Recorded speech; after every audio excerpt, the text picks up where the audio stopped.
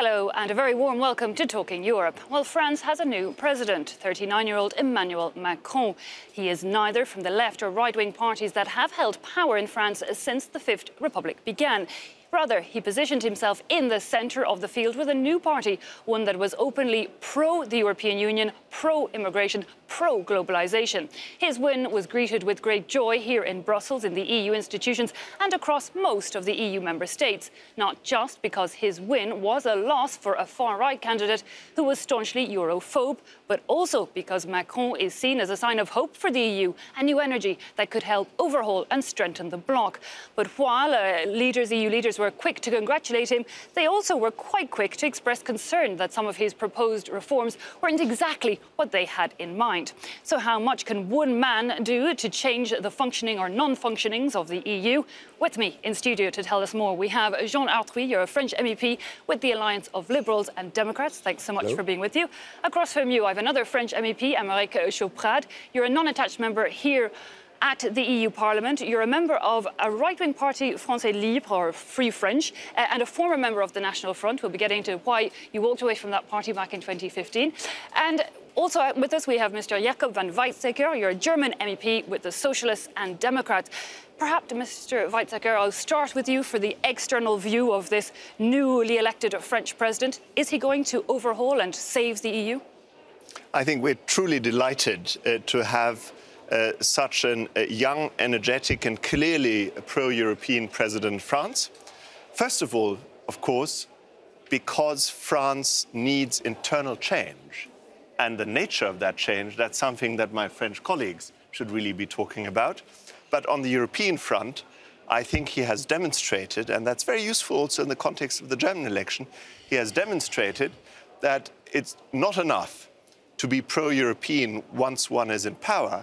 One needs to be pro-European in platform when one runs for the election, and I very much hope that this is a lesson that will be heeded back home in Germany. Mr. Arthuis, I mean, he was incredibly pro-EU right from the start. Were you surprised? He was one of 11 candidates in the beginning, the only one pro-EU, and we don't really see that in general when people are running for election. It was a major challenge for the European Union, and we had two candidates for the final term of this election.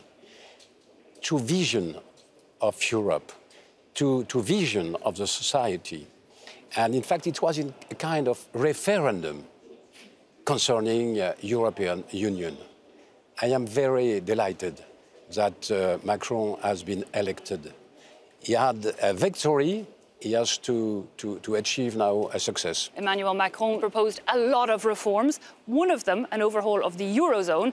But already on that, we're seeing that a lot of EU leaders not quite so happy. You have the President of the European Commission, Jean-Claude Juncker, saying, well, sort out your own national economy first. Angela Merkel saying pretty much the same thing. So will we really see any change? Yes, we have certainly to reform our structures, to decide structural reforms for flexibility of work, to reduce the cost of labor, to reduce the expenditure, the public expenditures, absolutely necessary, no alternative, but we have to implement an efficient governance of the eurozone.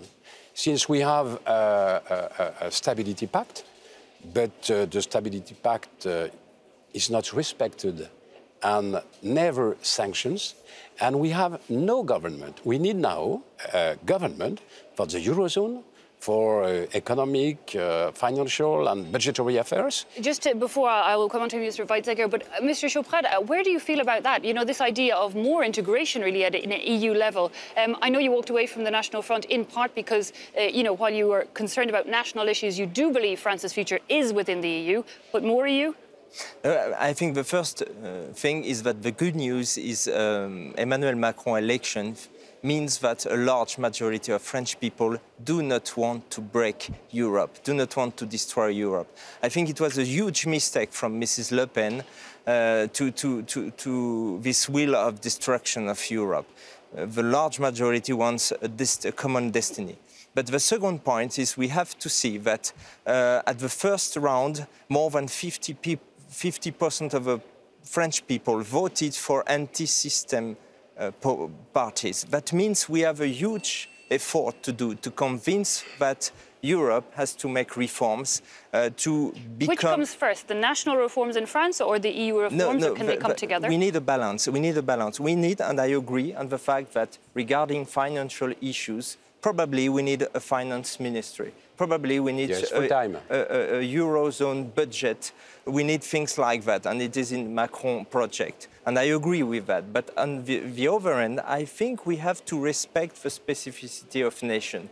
There is a risk, for example, to weaken our relationship with Eastern countries like Poland, like Hungary. We have to respect their views regarding immigration, regarding this issue. So my idea is to find a compromise between the right of nation to exist and... But all of them are devoted to join the eurozone. But even when I look at the countries already in the EU, I mean, isn't this the crux of the problem? It's this compromise never seems to be found. You know, between often the Eastern European countries are the newer members and the founding members. And even during his campaign, Emmanuel Macron was quite harsh, quite towards Poland and Hungary, saying, you know, he's calling for sanctions, you know, against certain actions since the Law and Justice Party took control in Poland. EU, Brussels, has been concerned with changes made to the Constitutional Court, what is perceived, you know, freedom of media being reined in, and yet nothing is done. Hungary, it didn't stick to the plan with migration, no sanctions, no actions. The problem of Europe is that, for example, we have a single monetary policy, but we have no single economical policy. We have an addition of national policy. We can't continue that way. European Union is an addition of national self-interest. European Union has very few power. So we have to prepare. We are in globalization. We have many challenges, global challenges. But to adapt France and Europe to globalization doesn't mean to lose our identity or civilization. No, but we have to share some sovereignties. But something very important for me is we need to take into account two things for French people and other peoples in Europe. People are not happy with massive immigration without any regulation, and people are not happy with disindustrialization. That's the two key points why people are voting Front National or voting for Front de Gauche. So if we do not take that in account, then the next step will be very bad for the people who believe, like I believe, in Europe. But let's just look at even that economic question again for a second, because we're saying that, you know, there seems to be this split between whether Emmanuel Macron has to fix the French economy first, get that debt in line with the EU rules.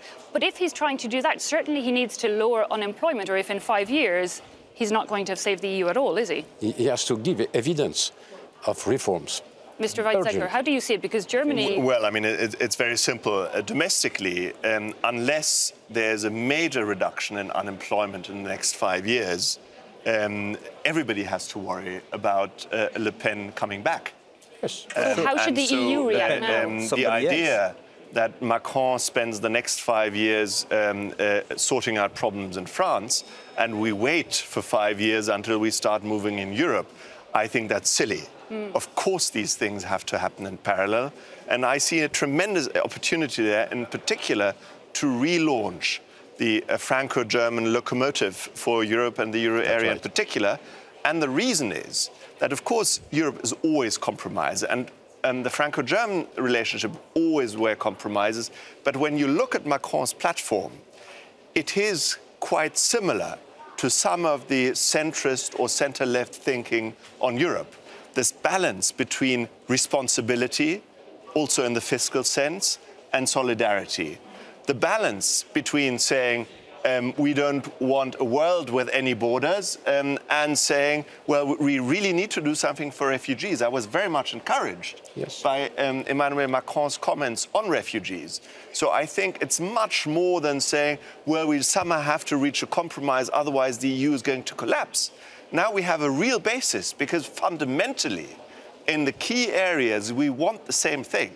And that is going to make it much, much easier for France and Germany. And then I think for the EU and euro area in particular overall to agree on something. I have a big question on the French-German partnership, but just on that economic thing, does Germany then need to be more flexible with certain countries, and notably with France over the next 5 years? So yes, Macron has said he'll reform nationally the economy, but then do they need to be flexible about the debt so that he can nonetheless boost employment?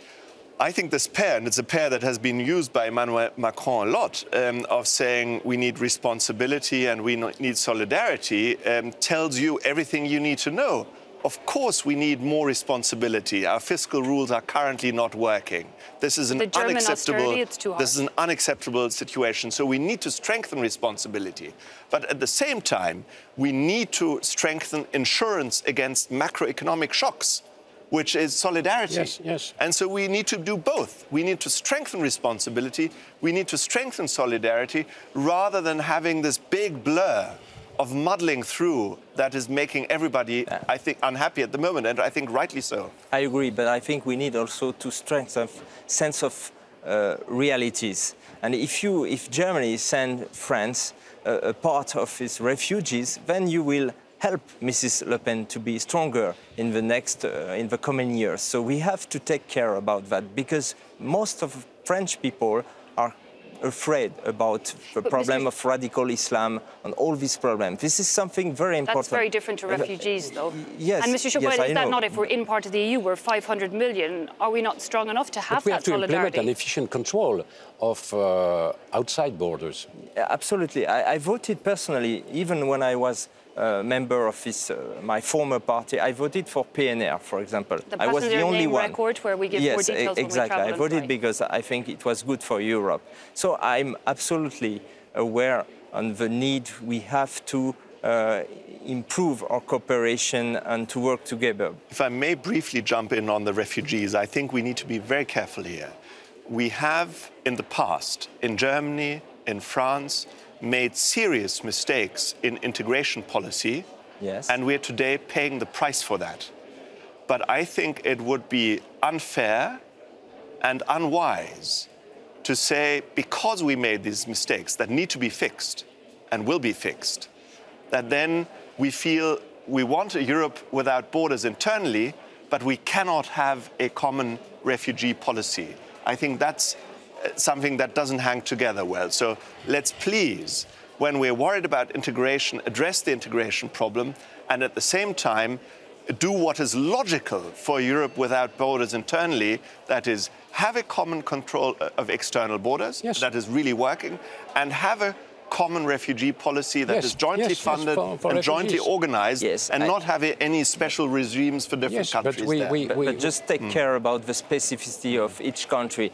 I live in Austria, and I can admit that the policy of integration is better in Austria than in France. It works better. So we have to understand that in France we have a huge problem with integration. If we do not take care about that reality, then Front National and extremism will rise. Is that that was the big reason you think that they gained a certain strength? But as we saw, it was the pro-EU stance won the day. Very, very briefly, as we're running out of time, that you mentioned the Franco-German partnership. Mr. Oswey, is that really the crux of the EU? Are we still back to this old founding fathers scenario? If we don't have a strong France and Germany, is it lost? I think we have a common responsibility to take initiatives and to improve the governance of European Union. First of all, eurozone. We can't continue that way because there is a lack of confidence in Europe. And it is the reason why there is so few investment. We have to give confidence to foreign investors. And they can't have any doubt about the euro and the duration of euro. Yeah, the stability as a stable of it. Currency. How does that make you feel, Mr. Chopin, this idea of a Franco-German partnership? You know, a lot of people, well, the National Front, their argument was that France's position isn't quite so strong on an EU level, and that's the problem. I do support. They play second fiddle. I do support this idea. Just to remind you that the only head of state that General de Gaulle has received at home was Konrad Adenauer. So for us, for French people, this cooperation is the heart, the core of Europe. We need to improve that cooperation, and that will be the impetus to get everybody else on board. Exactly. So I think Emmanuel Macron believes in that, but I hope he will take care about other topics. And the very final 1 or 2 words for the Brexit scenario, Emmanuel Macron makes it better or worse for the UK? Yeah, the situation of UK is completely different from them. They choose to leave, okay, but they have their own currency, sterling. Well, so the situation of France is very different. I believe that it's better to stay in Europe and to work with our partner. Mr. Arthuis, do you think he'll make things harsher, harder for the UK in those Brexit negotiations? Reasonable, equitable. We need the European Union as a world power. Okay. And finally, Mr. Weizsäcker, how do you see things? I think it's going to make things better for Europe, in particular on a key matter, the financial sector. Unless we have a joint strategy for Paris and Frankfurt, the 2 main financial centers of the euro area, we are not good negotiating partners for Britain, and we won't get the best deal for the EU. Okay, gentlemen, sadly, we're already out of time. It's gone way too fast for us, but thank you so much for being with us and giving us your insights. Thanks also to you at home. Do stay tuned. We'll be back after the news with more guests. We'll be looking further into that hope currently being put here from the EU on Emmanuel Macron's shoulders. See you then.